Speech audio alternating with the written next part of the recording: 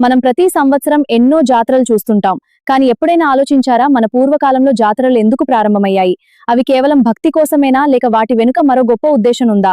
నిజానికి జాతరలు కేవలం ఆధ్యాత్మిక కార్యక్రమాలు మాత్రమే కాదు. వాటి వెనుక శాస్త్రీయ, సామాజిక, ఆర్థిక ప్రయోజనాలు కూడా ఉన్నాయి. మొదటగా సైంటిఫిక్ రీజన్.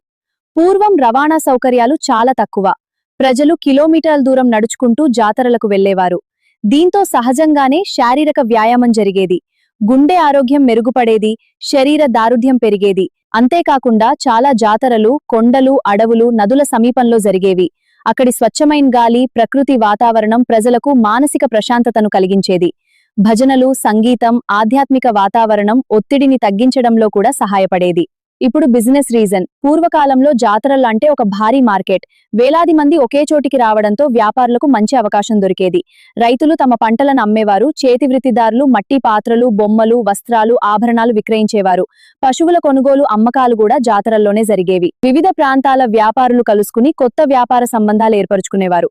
ఒక ప్రాంతంలో తయారైన వస్తువులు మరో ప్రాంత ప్రజలకు చేరేవి. అందుకే జాతరలు కేవలం పండుగలు కాదు, అవి భక్తి, ఆరోగ్యం, సామాజిక ఐక్యత, వ్యాపారం, ఈ 4 అంశాలను ఒకే వేదికపై కలిపిన అద్భుతమైన వ్యవస్థ.